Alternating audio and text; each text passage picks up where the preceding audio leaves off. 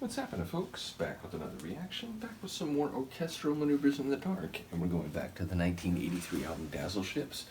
A very, beyond what I had already thought about early OMD, which is wow, it's a name I know, but I feel like what I know from them is a bit more like mainstream 80s, and then what I've heard is a bit more experimental and abstract. And then along comes the opening to this album, which has been that to an even greater degree, like exponentially more.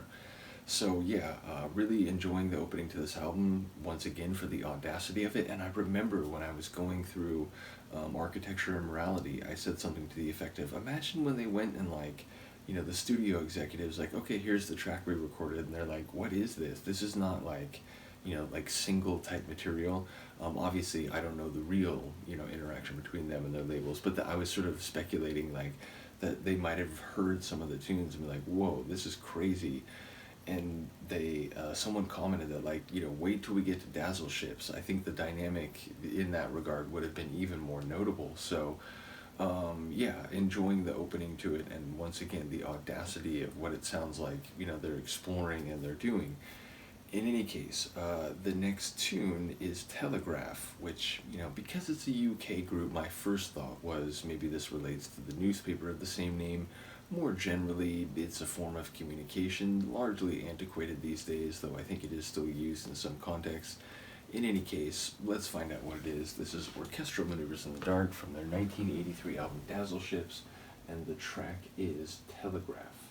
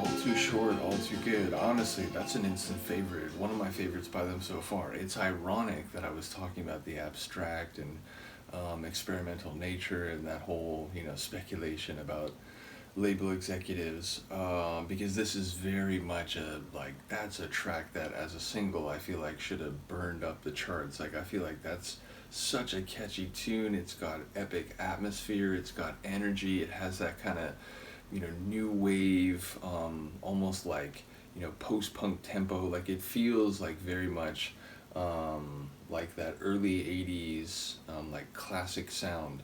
So again, it's funny that I talked about the experimental nature. And to be fair, I expected not the whole album to be like, way out in left field, but this one feels like just a hit waiting to happen.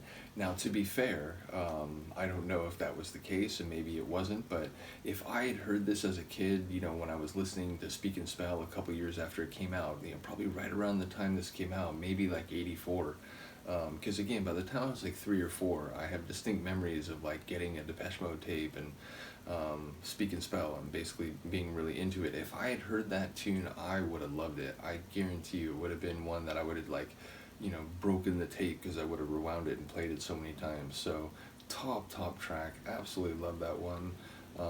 And yeah, ultimately curious to hear what people have to say, because again, not knowing them in more detail beyond some of their more prominent tunes, this has been a very eye-opening journey. And then this one, like I said, sort of flipped the script as I was talking about their experimental nature. So let me know what you think. I will see you next time. Peace.